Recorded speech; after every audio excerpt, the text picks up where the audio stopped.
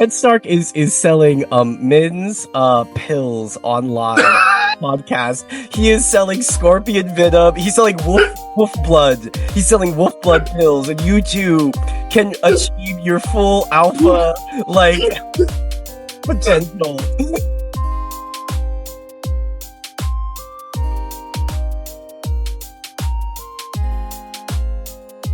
Welcome to A Song of Spice and Rhani, a Game of Thrones, Song of Ice and Fire podcast for the girls, the gays, the theys, and the well-behaved straights. I am your host, Rhani. And I'm your host, Spicer. And every week we'll be going through 3 chapters of the A Song of Ice and Fire book series, breaking down what happens, the lores, theories, and our favorite deaths. How are all the deaths treating you, Spicer? I'm going through the stages of grief. At first I denied them. And sure. Now I'm accepting them. I've accepted the deaths. I've moved on. I'm stronger because of the deaths, actually. Doesn't kill you, makes you stronger. We don't have the rights. We don't have the rights. Sorry. Okay, it's fine. No one heard that. Okay, so yes, this week our 3 chapters were Catelyn II, Arya I, and Bran II. And it's very, very fun. I feel like they were all there wasn't a ton of plot, but once again, important stuff was shared. So yeah, let's get into it. We're going to start, of course, with Catelyn II. A quick summary of what happens. Catelyn begins her chapter by thinking about how good doing the do just was with her husband, Ned Stark. It was so good, baby. It was so good. That sexy saxophone was playing in the background. They hired the minstrel. What's his face? The let's get it on. He's in the background, strumming his lute. Ned Stark's got that good wolf D, and it's great. But then afterwards, Maester Luwin comes to the room. He has a special box.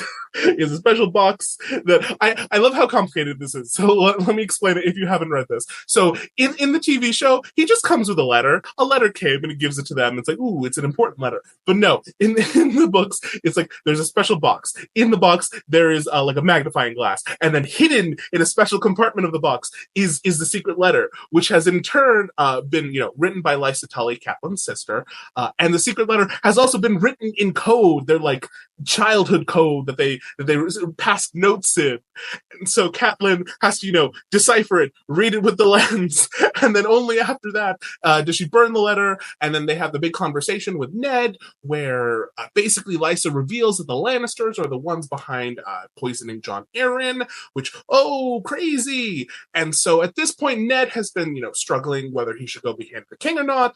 And Catelyn is like, well, I think you gotta, because, these people are dangerous. Robert himself will be angry if you don't agree. The Lannisters are, probably trying to kill him. So only you can figure it out. Whoop-de-doo. And Maester Luwin's just like, I'm here too.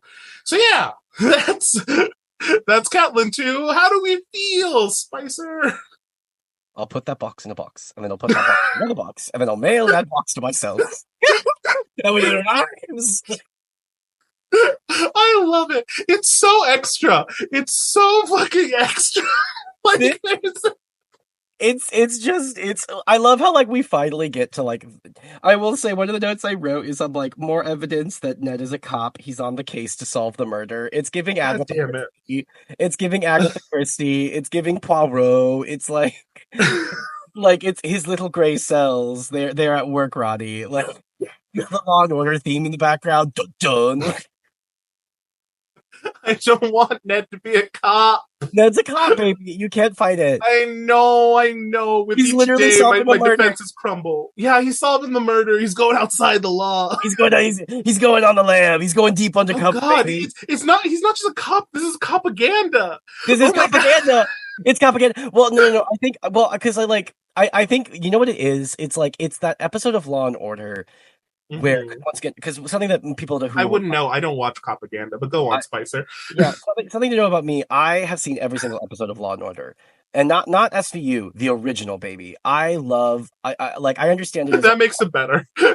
No, I love it. I love Law and Order. It's so cheesy, it's so bad, and I love every second of it. I love Jerry Orbach looking at the camera dead cold and being like, looks like school's out when like a dead teacher's body is like sprawled against the pavement.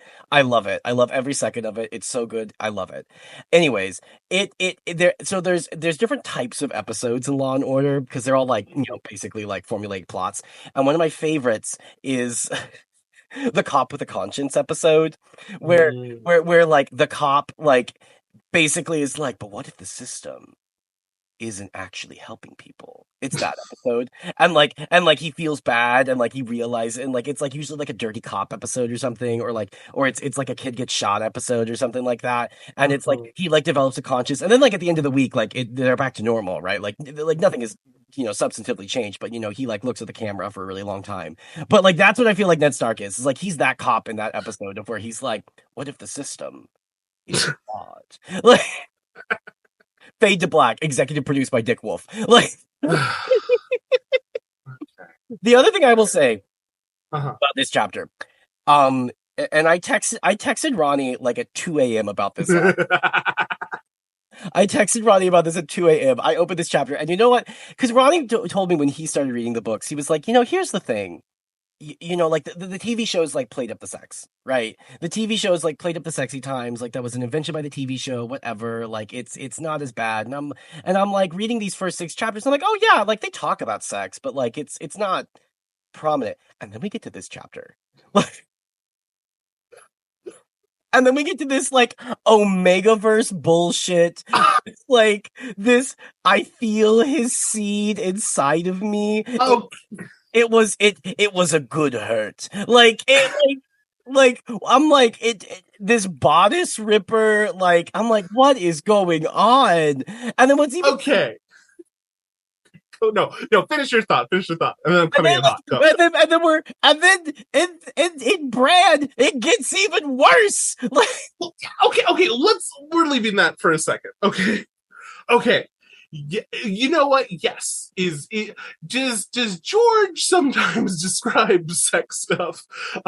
God, this is gonna be like a rough couple of weeks. I'm just realizing. Goddamn. Okay, does George describe sex stuff sometimes in a way that, like, it's not my cup of tea. It's a little like hoo Lady Chatterley's whatever. Yeah, sure, yeah, but I think the thing that we should focus on and that we should take away from this moment is that Ned Stark can get it. Ned Stark knows how to take care of his woman. Ned Stark is selling men's pills online podcast. He is selling scorpion venom. He's selling wolf blood. He's selling wolf blood pills, and you too can achieve your full alpha like potential. Like, brother. No, brother, if you listen to me, all the men in Westeros always asking me how to buy the wolf blood pills. And you too can satisfy a woman. You too can you can achieve your full potential as Lord of the Castle, brother. Storm her gates. Ooh, no. But okay, so yeah. Like it's not. Okay. I like these books. I like these books a lot. I will say, unlike the show, when there is sex, it is intentional. It is necessary to the plot. The show literally is famous for inventing the term, or the term being invented for the show of sexposition, because they worried that people wouldn't pay attention to like when just talking scenes were happening, so they need to throw in like naked women in the background. So like yes, the show like turns what is like an important part of the plot, when it does show up, into something ridiculous. But even with that said, yes, I don't like how George describes sex stuff. Just in general, it's like never, it's never particularly enjoyable. Like, and even this, which is like a positive sex like, and again, this is like after sex. We're not like not watching. We're not reading them have sex. This is like the chapter starts after they have finished. Blah blah blah. Catelyn is in her thoughts, but like even then, just her thinking about like I don't like the way things are described. My other favorite is that Catelyn like describes like Ned like getting up and opening the window, and I'm like, oh, he's got to stank out. He's got to let that stank out. Like he's got to cool off, baby. He's got to cool off. He's got to cool off. It was too intense. And well, because remember, the walls are too hot. They're just all so hot all the time. Everything's so hot and wet. Hot, which I'm also just like, George, he literally writes that it takes place in a sauna. Like, George, my other favorite is like, I love imagining George sitting there with his stupid little hat and his stupid little vest, just tippity-typing at his little 80s computer that he never gives up, just one finger at a time to, like, typing out this and being like, and he gets up from the bed and she smiles. You leave his hat alone, Spicer. You leave his goddamn hat alone, okay? But getting away from the Lords After Midnight section of I also love that we once again get the other thing that I sort of wrote down is like Catelyn is the smartest bitch up in this bitch. Yeah. Like Catelyn is the only one with a head on her fucking shoulders. Like she is like literally she like gives the call back to the Omen. She's like, and her husband's like, well, do I do this? Do I do this? And she's like, yeah, remember that like fucking wolf that you saw mangled by a deer earlier? Like, remember those dark omens that I talked to you? And but in her head, we also hear. I love how we also hear her like internal thoughts of like, I probably shouldn't say that. Like, especially the part where she's like, I don't want Jon, like, Jon's gonna get out of here. Fuck that bastard kid. Don't want him in my control. And then like Maester Lewin is like, oh, but what if he goes, to the wall? And she's like, let Maester Lewin take care of this. Like I would only hurt. And it's like I love listening to sort of her like machinations as a character, because like once again she's just the smartest person here. Like everyone else is that we've like listened to up at this point like is very much acting on emotion most of the time. She's the only character that we've gotten a POV from that like is thinking like in three-dimensional chess. She's like she probably does not actually want him to go. Like she even talks about like, I don't want to lose my kids, like I don't want the family to break up, but like she is the one going like, no, he has to go. Like yeah, no, she's like she's like thought this through. She's like gone through like all the like the chess moves 12 moves ahead and been like, this is the only path that doesn't immediately end in something negative and something dangerous. And so like when she like vocalizes a thought, it isn't the first thing, like as you've pointed out, it isn't the first thing that's popped into her head. No, she's like pondered it, she's thought through it, she's like debated a little bit, and then what she's presenting is like what she thinks is like the only move that would work, that would be necessary, etc. No, exactly. And so it's I think it's also interesting the way that like when she realizes she pisses Ned off. And like she's like doing a calculation of like, oop, time to take it back. Like she's once again going to with my like point that I made last week of like you're sort of seeing characters who are in sort of disadvantaged groups, sort of seeing them do calculations of like how do they operate in this world. Like you're seeing Catelyn in real time being like, okay, I can't do this, I can't do this, I can't do this. Like I am a woman, I do have to like adjust how I approach the situation, even though like I really hate this bastard, right? And like I literally mean the bastard, right? Like I do not like the bastard that he brought into my castle. Which I also love that we get like the justification of like why she doesn't like him, right? The whole monologue of like, it's not that he had a bastard, it's that he brought the bastard into the castle, and I'm reminded every single day that I thought the Starks were like different men. But they're just like all other men, and they have their appetites, right? And I'm reminded of his appetite and his disloyalty to me every single time I look at this kid, and that's why she doesn't like Jon. And going off of that specifically, sorry, just because that is a point of contention with people, the whole Jon Catelyn thing. People who don't like Catelyn, they point to that a lot of the time, and I will say I like it as a choice for her for a couple reasons.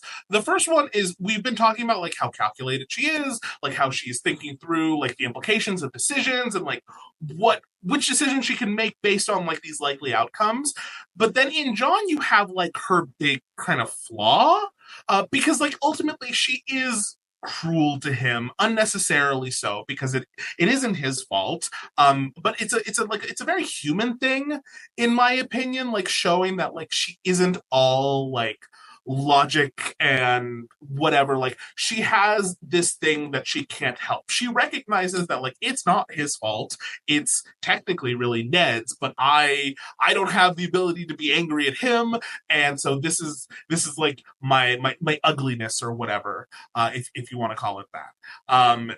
Yeah, no, go. Yeah, no, it makes her more relatable as a character. Yeah. Because like otherwise she'd be perfect, right? And it's like, no, this is her flaw. Like Yes. she is possessive. Right. She is Mhm. possessive of Ned, and like this is a reminder that she doesn't actually own Ned. Like that Yes. somebody else had Ned's heart and that upsets her. Right. So it makes her more relatable because like she has a flaw. She has a flaw. She's possessive and she's a little bit jealous. And she's also like vindictively like exacting this insecurity on this child, on this literal 14-year-old boy that like Yeah. is technically Ned's like son, like, Yeah. and it's not her son, but it's Ned's son, and she's like being, like petty about it. But no, I like it too because it gives her something to sort of like ground her to the earth a little bit more as like a flaw. Mhm. Like it reminds us that she's a human being. Um, Yeah. the other things I wrote are like, Oh, wait, sorry. I have one more thing on the John thing. Something that I do want to point out because I think people forget it pretty often, and she gives like the big reason, as you pointed out, why she doesn't care for him because like Ned brought him home. That is an abnormal thing in this society. Like normally like a lord would make sure that they're taken care of monetarily wherever they are, and then that's where they would remain. So like bringing the kid into the castle is weird, but then on top of that, bastards are dangerous in the context of this universe, especially in that specific scenario. When you like bring the bastard home, you raise the bastard in the castle with all of the privileges that come with it. There can then be like an expectation of like I am also entitled to this, despite technically being of like a different social status, class, whatever. And so Catelyn does allude to the fact that it's dangerous to have Jon around for her children. Like, not necessarily that like Jon would do something, but like if Jon's kids decide that like, hey, Catelyn's grandkids, like I don't think they're as tough or whatever, they could try to pull something.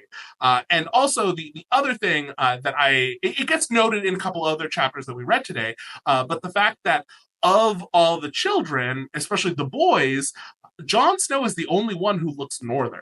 The other boys, all of Ned Stark's, true born legitimate sons, they look like Southerners. They look like Tullys. They got that red hair, the pale whatever. And Jon has the dark hair, the dark look, everything. So it's like again, this is an explanation, not an excuse. Like it's not cool what she's doing, but seeing this like constant reminder that shouldn't, be in her environment, who looks like physically looks like a threat to her children, is a lot. And I don't find it surprising that someone, especially who has been previously traumatized by wars involving bastards, would react this way to this character. There you go. yeah, she's thinking once again, she's thinking in three-dimensional chess. Like she's thinking, how is this Long going term. long term, like how is this going to affect us in the future? And like in a feudal society, succession is incredibly important and bastards can complicate that. um and so especially when you have like this many kids, right? Like Yeah. it also just means more mouths to feed, right? Because he's got to have a Mhm. castle and then he's got to have a title, right? And then that's so yeah, no. um some other things that I did write down, as I said, not our favorite cop dealing with imposter syndrome and survivor's guilt. uh With just talking Yeah. about like it's not meant for me, like Uh like huh. with his brother, and like realize like which I think that also adds an interesting like wrinkle in like Ned, who has sort of been described as like this very perfect guy who's like such a stand-up guy, and he's like, but I'm not meant to be the Lord of Westeros. I'm not even meant to have this woman as my wife. Like I'm meant to be, some minor lordling, Mhm. somewhere in the north. Like I'm not meant to have all this power and responsibility and duty, but here I am. Um, Mhm. and I think I, that's oh, no, no, no. Yeah, I just think it's just an interesting little wrinkle in our favorite cop. yes, no, I want to say, Spicer, I completely agree with this point 100%, especially since I made it last week in the episode, and this just happens to be the section that you ignored me while you were on your phone. This is exactly what I talked about, so I'm glad that we finally caught up. Thank you so much, Spicer. That's so sweet of you to share my opinion. Thank you, thank you, thank you. Look, God, the people were there for me in the comments. The people understand. The brain sometimes it The doesn't work. people encouraging him, I want you guys to know, I don't trust y'all no more. I don't trust y'all. You have sided with a monster. Do you understand? Dare you guys. Oh my God. Oh my God. The other thing I wanted to mention is I love how in this chapter, Catelyn's just naked the whole time.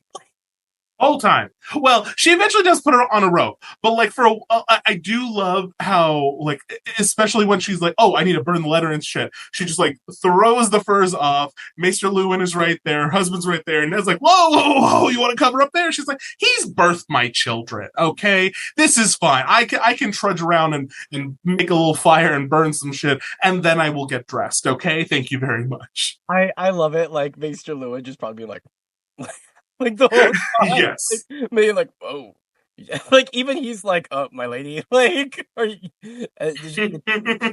titties are out, the girls are girling, and she's don't worry about it. Don't worry about it, boys. God. And she also, oh my God, it's wow, this chapter, once again, Georgie, who knew? Under Who knew? under that little hat sat such a depraved little mind. I also my final thing I wrote is like not the foreshadowing to Bran falling in, in this chapter. Wow, he really sure likes to climb. Like, We like Georgie loves a foreshadow. He's gonna do that planting before he hits that pay up. Don't you worry, every single time. love it. We love it. We love the Hollywood coming through. Yes. But yeah, no, that's those are all my thoughts on this chapter. I we hit all of mine, so I think we will take a break and we will be back in just a second.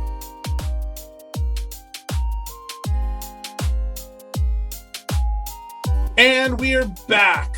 Okay, so next we are moving on to Arya 1, our first Arya chapter. Woohoo! So let's do a quick little overview of this Arya chapter. We begin with Arya in Gender Binary 101 with Septa Mordain and Sansa, the Princess Marcella, and all of Sansa's mean little friends. So they are working on their needlework. Arya hates it. She's not a natural at this, and so it's a thing. It's not very fun. Sansa, meanwhile, is a natural. She's doing the thing. She's talking about the prince and how handsome she is because Joffrey seems, I guess, not as bad right now to her. Eventually, Arya grows tired of this. She runs away after Septa Mordain is being like the meanest Catholic school nun you've ever met. And then she goes to watch the fighting on the yard. So all of the boys, because they're boys and they get their gender binary 101 class as well. um, they are, doing the sword play. So Tommen, the prince, and Bran are all bundled up real big, and they're fighting with play swords. Jon is watching from up high because he's a bastard, and we can't have him near the rich folk. And yeah, so Arya goes and sits with him for a little while. They watch the fighting. They talk about their lots in life. And then Arya goes to her room where she is confronted by Septa Mordain and her mother, Scene. How we doing? Cheese cheer, Captain, and I'm on the bleacher. No, we're gonna get so many like copyright strikes on all our little pop references. It's fine because it's fine. It's fair use. It's fair use. Um, Yeah, yeah, Also, why was Mulan just playing in my head this entire yeah. sound? Like the entire soundtrack of Mulan was just like, who is that? Yeah, no, exactly. The second you said that, it started playing in my head. I'm like, ooh, I should reread with that in the background. It'd be really great. Like God, Um, because that's the vibe. That's the vibe of this chapter. Like Arya is trying to find like that place where she belongs. If we're just gonna like throw in all the Disney references, it's she is forced to behave in a way to participate in activities that she just doesn't naturally vibe with. And this is something I like to point out anytime I talk about Arya. Arya doesn't hate these things. She's just not very good at them, and she's put down for not being good at them.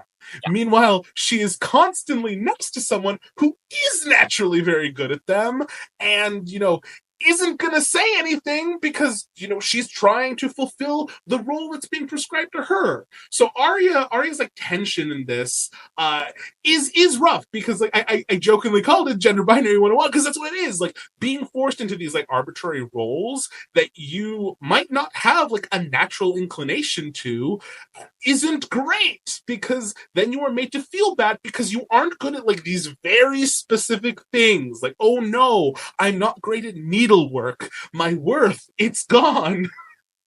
I will say, it's funny because I'm currently rewatching Doctor Who, and I'm currently in Peter Capaldi's seasons. Um, which also hot take. I love him as the Doctor. I know some people didn't like him as the Doctor. I loved him as the Doctor. I've seen clips. He looked cool. He's like an ornery old man, like shaking his fist at the sky. I love it. Yeah. But Maisie Williams plays a character in one of his seasons. Oh, okay. And it's basically Arya Stark. Like, because it was like during okay. like while Game of Thrones or like right also after. if anyone doesn't know, Maisie Williams plays Arya. That's Plays like, Arya. fun. Yeah. But like Maisie Williams, and like literally she plays like it's Arya Stark. It's like an immortal Viking. Like she's a girl, like a boy, and she's an immortal Viking, and she has to like disguise herself as a man constantly, and she's like really good at sword stuff, and she like turns into a robber. It's very Arya Stark. Like it's very Arya Stark. And I'm like, oh, she just has the corner on that market of just like tomboy in fantasies, sci-fi, whatever stuff. Good for her. But it's like funny because I can only like picture Maisie Williams now in this role. I just see her playing this role. The thing that I will say, that I started thinking, this is where I get to pull out my 2 degrees. I think there is a very interesting argument to be made about a queer reading with Arya. Like, yeah. And I need to clarify because like I'm starting to get the vibe of some of the folks in this fandom that are a little literal.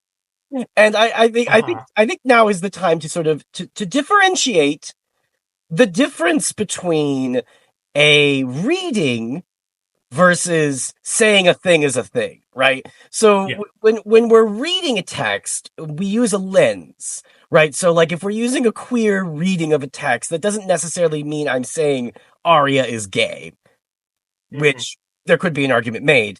I'm saying like we are using a queer reading and queer theory to analyze this text that has been given to us and what the author is writing because it is so fucking obvious in this text.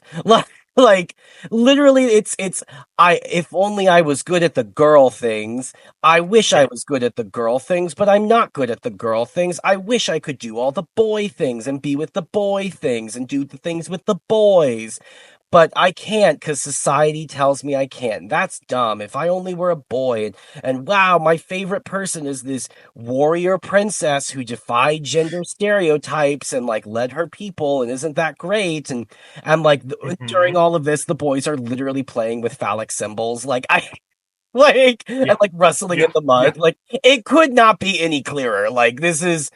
This is literally like, as you said, gender binary 101. Like, this is literally just a queer reading. Like, George is giving us like gender performative text and like queer analysis just on a silver fucking platter. And it's like, it's so interesting because like, I don't think the show necessarily like leaned into that as much. And I think part of the reason is like, this is like, I was joking, like when I was talking about, this is just Mulan was just playing in my head. Like, this is such a common trope.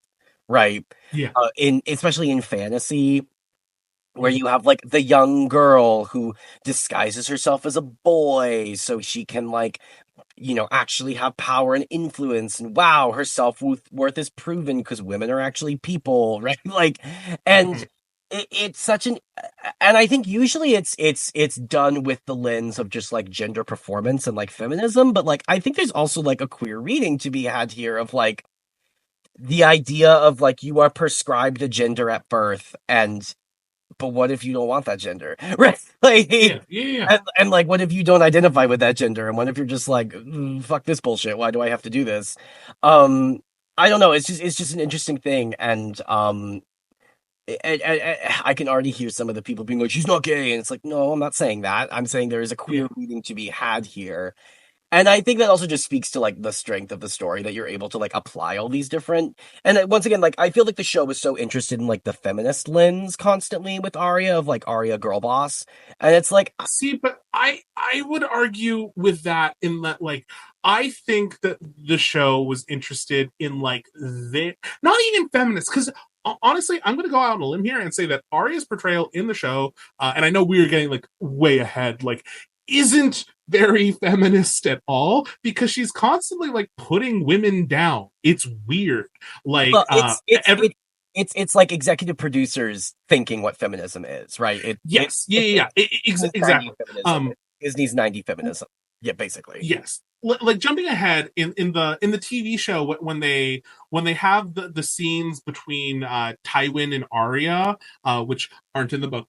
That is a show invention, and so like those are some like people's favorite scenes, and I have very mixed feelings because on one hand they are very fun, but then on the other that is like that is the showrunners at their worst with like the sexism because Arya's whole thing in those scenes is I'm not like the other girls, they're stupid, I'm not because I'm interested in the boy things, and that's why I wanted to mention earlier like she doesn't hate these things, she doesn't hate like these acts that have been gendered as feminine. It's just she doesn't have like the natural ability that comes with it because we're all just good at some things sometimes not, and they don't have whether they're gendered acts or not, but like there are just things that we are naturally as individuals better at and some they're not. She happens to be not as naturally talented at a lot of the traditionally feminine gendered acts, and she feels insecure because of that, but not because she hates the thing itself. It's like people's reaction to her ability that she gets frustrated with. And so like I get so frustrated with like Arya's portrayal in the show because like it's kind of sexist. Like Well, and I think that's also like another argument to be made about it being like a queer reading or like a trans reading, even of Mhm, like a lot of trans folks like will talk about like it's not necessarily especially like people who transition to like from being femme to masc, this idea of like oh girl things are dumb now. It's just mhm. I just don't vibe with that, right? Like, Yeah, and then yeah, like part of their healing journey is not being like femme isn't bad, it's just not me. Right, and I yeah. think Mhm, that's like part of Arya's journey is just like discovering like this thing isn't bad, it's just not me, right? Like I just don't vibe with this, and that's cool that yeah. like Sansa is the best needle worker in all the land. Mhm, That's just not me, and that's just never gonna be me. I mean, she even says, yeah, like the one thing that I'm better at Sansa at is riding a horse. And so like we're already seeing like inclinations of like what she identifies as. It's like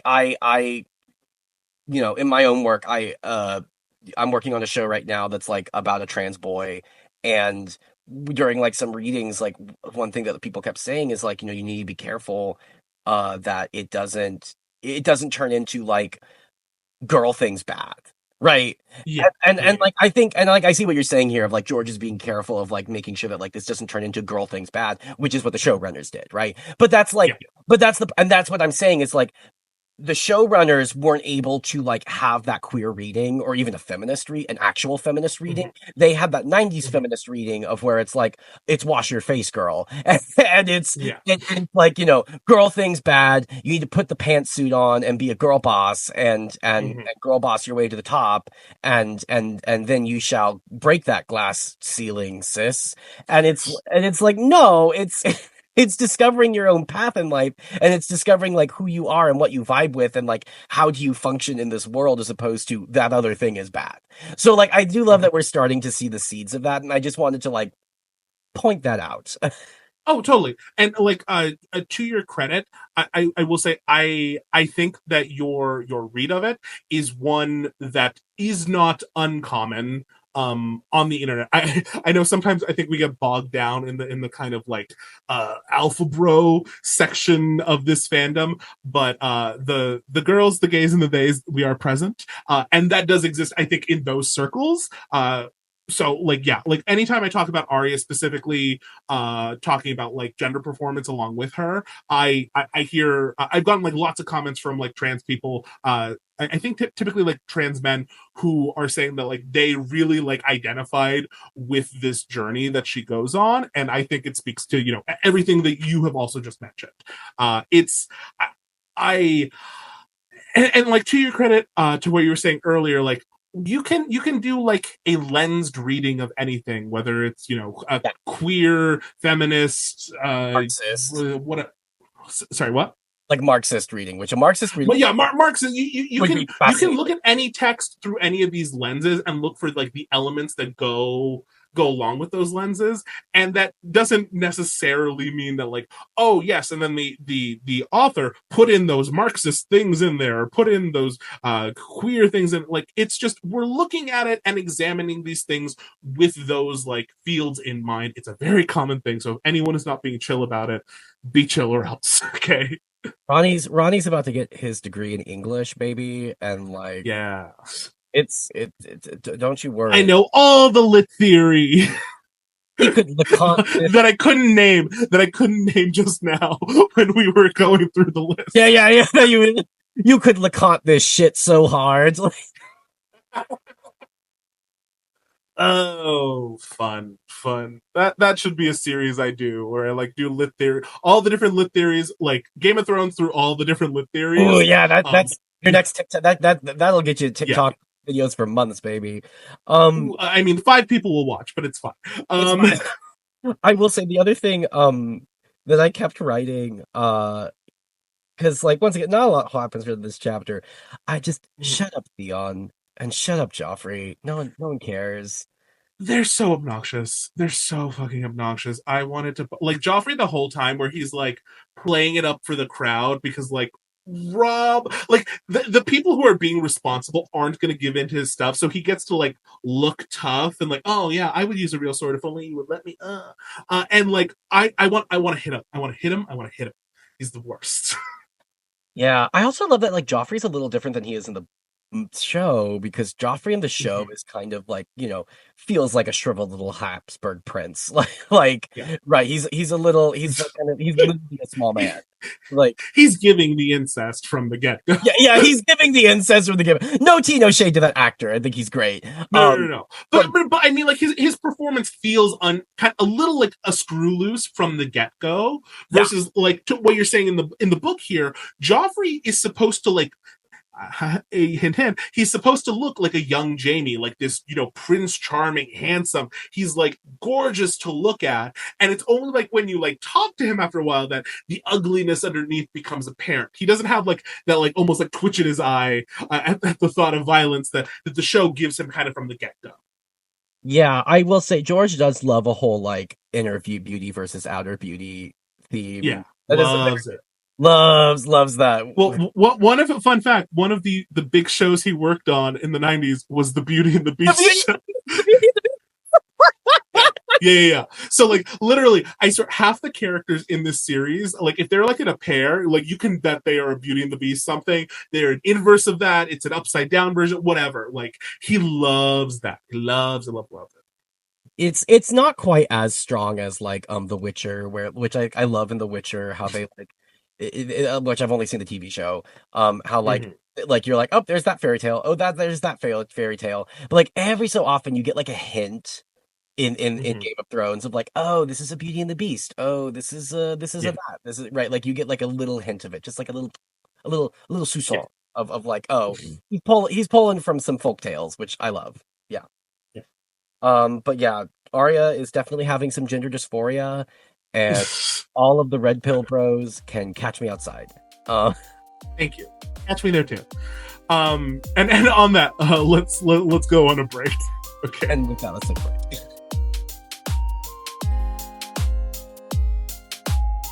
And we are back. So, final chapter that we read for this episode is Bran II. Little summary of what happens in Bran II. Bran likes to climb, and as he climbs, he's going to think about all the things that go into climbing. There are old towers, places he likes to explore. He likes to feed the ravens, the crows. He brings corn to them to be like, hey, corn, you like this, right? And, he's been punished in the past for all of his climbing. That was a thing. His mom doesn't like him to do it because, foreshadowing. And I think, like, the last time he got really, really punished for it was because his mother told him never do it again. He did it after, like, 2 weeks. He confessed the next day because he was guilty, and his dad made him sleep in the Godswood overnight. And when they found him... With guards to make sure that he doesn't leave. Yes, you don't get to leave our 3-mile wide indoor castle forest, okay, man? You have to stay here. We're going to post guards, I guess, along the 3-mile perimeter? Georgie. Anyway, we'll get to it. But then the next day they find him, and he's sleeping up in a tree. And from that day, Ned's like, okay, fine, you can climb, just be careful, whatever. Don't tell your mother. And so he climbs. He hears noises in a nearby tower. He hears the Jaime Lannister and Cersei Lannister talking about how angry they are that Ned has accepted the position of Hand of the King, and how Lysa had her accusations and her rumors, and that they're going to be found out and all this stuff, blah, blah, blah. Bran doesn't leave because he wants to get like a closer look because he hears them talking about his dad, but he's scared. Then he witnesses them doing the do when he peeks in through the window. Doesn't know what it is, though, because he's a child, thinks they're wrestling. It's pretty awkward. But then eventually Cersei sees him. She screams. He almost falls. Jaime rushes to the window, picks him up. Asks him, how old are you? He says 7. Jaime gives us that famous line, all the things I do for love, and yeets the child out the window. Yeah. Well, what do we think? Wow. Soft, wet noises. Yeah. Okay. Like I get it's a child, but also that's what makes it worse. A Song of Spice and Rhani, LLC, does not condone the writings of George R.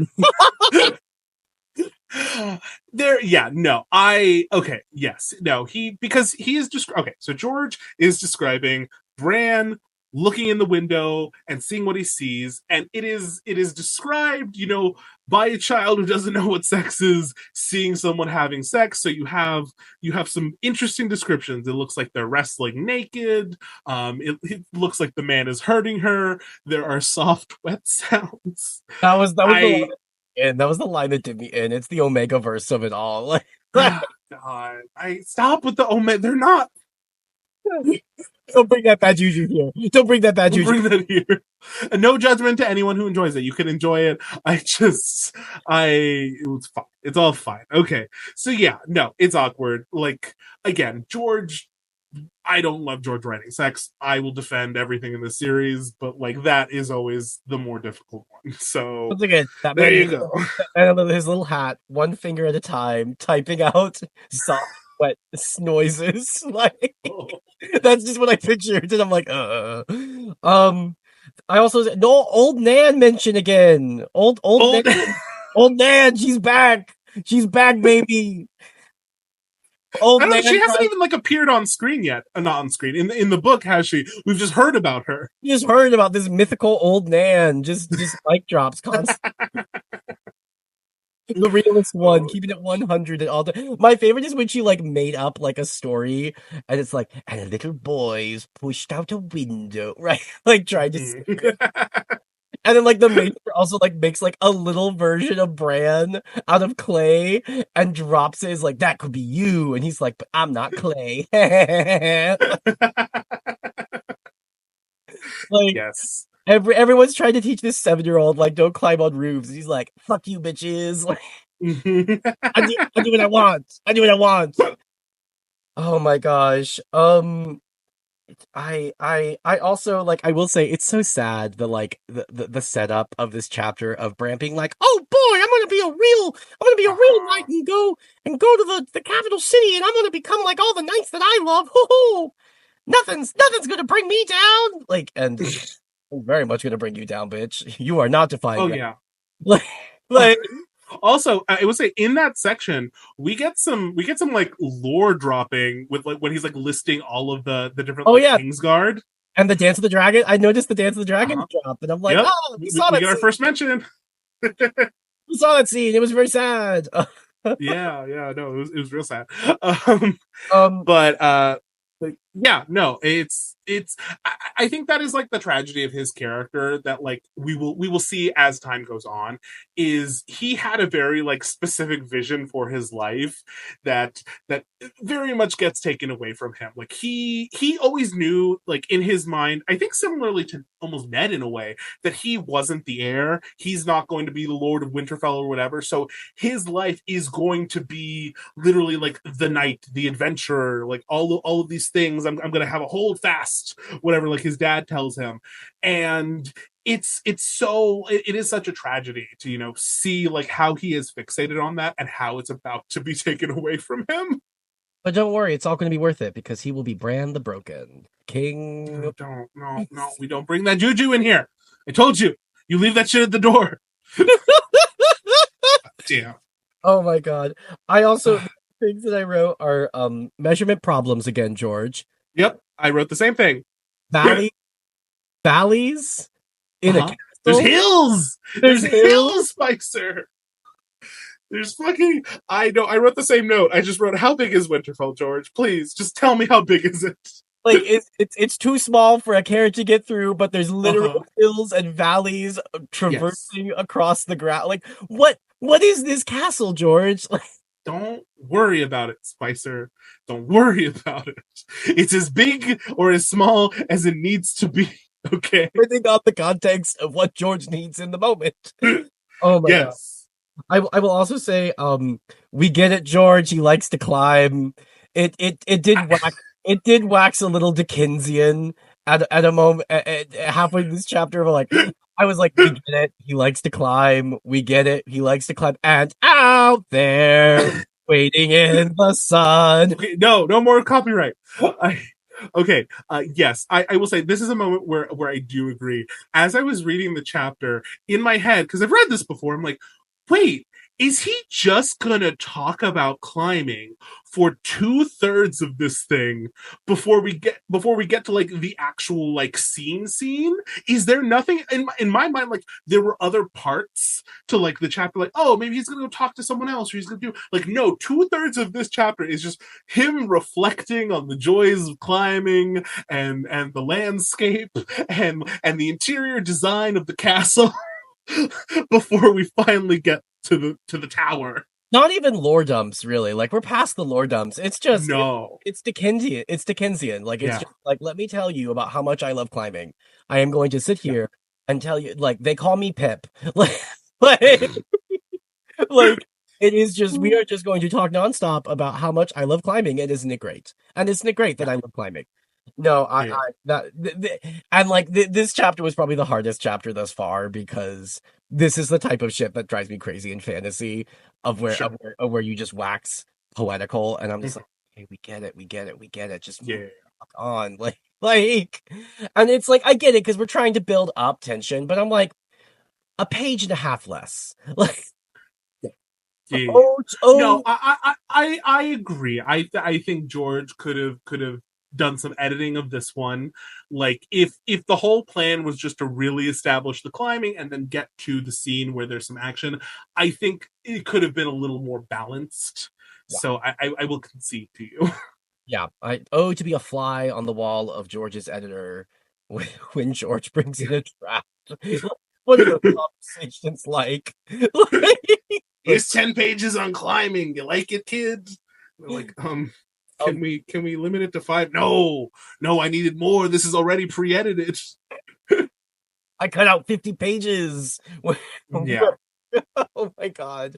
Yeah, no.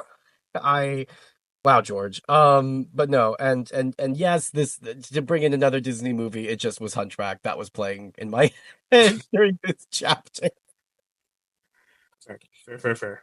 Okay, and then the only other thing that I had written down was I wanted to talk about the moment with Jamie at the very end, which once again, George, you and your cinematic like cut to black endings of these chapters, every Bro. single one, it's like boom, and then we cut. It's really like it's well done because you want to keep reading, but no, I want to say I found that there was like an interesting difference from the TV show that I don't think I noticed the first time around, and that is like the moment that Jamie pushes Bran out the window, it isn't like it isn't really like jokey anymore. Like the show has him like almost like laughing and smiling as he does it.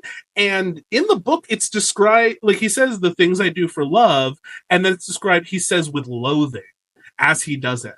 So like he is like even kind of grossed out by like this is like how far like how low I have fallen. Like I am in love and it's turned me into this thing. This is what I do for you, woman, or whatever. And it was an interesting moment because like he's been so like laughy and jokey the whole time, and then this he like has this moment where he's doing like a truly despicable act where I feel like I don't know, that word choice like really stuck with me. I was like, oh, he gets that this is like horrifying and he isn't just joking about it. Well, it's also just like it's so clearly setting up an arc that the show just butchers so terribly. Right, that like Yeah. Jamie is a good person. Like that is the point that is supposed to be with Jamie's character is like Jamie is a good person and like it is him learning that he is a good person, right? That he is worthy of like acceptance, like he just needs to accept himself, right? And like Mhm. he just needs to learn to do the right thing. Like because he knows what the right thing is, right? And that's the irony is like his like greatest thing that he ever did, which was killing the Mad King is the thing that everybody judges him for, right? And like he like it is him learning to accept that and it's also him learning to not have this terrible person tell him to do these terrible things and Mhm. learning to just ignore that because even like what's like so crazy is like the scene starts and it's literally just Cersei like being paranoid because I Uh-huh. remember you were telling me like Cersei's so paranoid and I'm like oh Cersei's very paranoid. He's in the Yeah. walls, he's in the fucking walls, like it's that and like and he's like, "Can we just have sex?" Like the whole time. Like Yeah. he's like, "Babe, like we literally climbed away so we can just have sex." Like and Hmm. he's like, "But no, we have to worry about this and this constantly and they're everywhere and they're coming to get us." I mean, like Hmm. And like no, and I agree. I especially with like with all the Jamie stuff, and it's really like tragic because people like to really not to say that he doesn't deserve blame for what he does here. Like he does push a child out a window. That is a very bad thing. He tried to kill a kid. We can agree that is bad. But I will say what I think is interesting about it is this for me, that moment feels like the culmination of him like breaking bad almost yeah. because he's been so reviled in the aftermath for years of taking out the Mad King, an objectionable like an objectionably good thing. He has started to like believe the crap that people say. He has like assumed the role of the bad guy because like life is meaning. He's like so jaded, he's so nihilistic that he's like fully given into the cynicism, and it culminates with him doing this like monstrous act. He like kills a kid because like how much further can I fall? Whatever. And it like obviously bad, but like I do like agree with your point. Like eventually, like we get to watch him like unlearn that, and then hopefully, if we get more books, we can hopefully see him, do something with Bran because that is I think most people are on board with the whole like the eventual Jamie redemption, which I know we're like so talking ahead, and I apologize, but like I know like some people struggle with it, and I think it's because like well, there's still the big thing, which is the child getting pushed out a window and him not really like coming to terms with that or whatever. But, So but that it's is a fine. hope because I feel if he does that, like we've like fully come full circle. But But Ronnie, remember in the show before the big battle, Bran gives no, him a pat no, on the shoulder. no, Is no, this you no, had to we're do not. you boot? No. Leave it. Leave it. Leave it. Let it die. Let it die. Let it die. Let it die. uh okay, real quick. Let's couple our like last few sections before we wrap up here. I wanted to really quickly mention a couple of people left questions in the comments, and I realized I did not take screenshots. So if I'm gonna forget your name, I apologize. One person asked that we talk about specifically with this scene, the symbolism of how the chapter ends with the wolves howling and the crows like all cawing for their corn, which I think is like a really fun image that is foreshadowing once again, because Georgie loves his foreshadowing. So Bran falls from a tower, and then look, all the crows are yelling, flapping their wings and stuff, and like, yeah, I see what you're doing there. That's fun. So I think it's a fun piece of foreshadowing. So yeah, subtle as a gun, George. But we appreciate it sometimes, okay? I don't mind heavy-handedness in things like that. It's a fucking fantasy novel. You need to be heavy. Yeah. Like there's yeah. Like there's dragons. There's dragons, dude. But no, it's like it's a fun motif, and it's such like a great, once again, another great visual. Like him falling to the ground, and in the distance he can hear like the animals that are associated with him all like losing their shit. It's very like George. That's what I would say on that. And then the other one is I think it was one of my followers named Moon, who asked to explain the logic behind the idea of the ice dragons and the Winterfell crypts. I don't. There isn't logic. It's some people think that like Winterfell was like built on top of like a dormant ice dragon. I don't ask me things, Spicer. The internet has interneted for over a decade now, and like everything is insane. Varys is a mermaid. I mean, that one's obvious, but beyond that, like Howland Reed and his Valyrian steel shotgun that he took out all the people with at the Tower of Joy. Obviously, you see, you're making that face, but it's so obvious, Spicer. What are you talking about? So yeah, there's an ice dragon under Winterfell. It's the same logic as Varys and Howland Reed's, stuff. It's fine. What is this fandom? What is going on? We're tired. We're thirsty.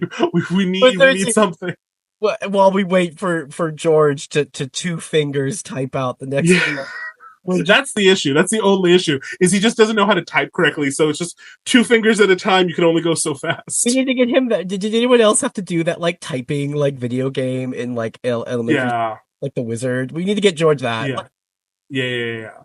And then finally our last section, which is really hasn't worked out really for these first few episodes. Spicer, what was your favorite death? There are 2 deaths that are mentioned. We get 2. Yeah. Okay. Hound mentions the person that he's like, I killed someone at the age of 12. Okay. So that's a death. Okay. It's a mention. And then we finally get confirmation that Jon Arryn was murdered. Yes. So which one of those is your favorite? I love the Hound just casually dropping that he killed someone when he was 12 years old. Yeah. That's very on brand for him. Like very, very on brand. Just very like I killed someone when I was 12, you little bitches. Like put a real sword in the kid's hand, man. Okay, the I'll go with that. The 7-year-olds were sword fighting. Yeah. I think that's good. I don't know if they actually mentioned her dying, but they mentioned her again, and we kind of skipped it during Catelyn's chapter, so I'll like kind of sneak it in here. We get another Ashara Dane mention. I clocked that. Yeah. So Ashara Dane is the in-universe assumed mother of Jon Snow, who she very mysteriously and tragically died after Ned brought back her brother's sword, Arthur Dane, Sword of the Morning, and we get that as like. Catelyn bringing that up is the one time that like Ned scares her and is like, "Don't you ever ask about Jon again," which. It feels it feels a little heavy-handed, George, but it's cool. We love an Ashara Dane mention. International Woman of Mystery. She knows multitudes. So yeah. But yeah, I think that's it for us. Next week, our chapters are Tyrion 1. Yeah, our first Tyrion chapter. Jon II and Daenerys II. Okay, yeah. The Daenerys one is going to be rough. I'm just prepping everyone now. Yeah. Anyway, okay. Well, we will see you all next week. Yeah. Goodbye. Bye. Woo.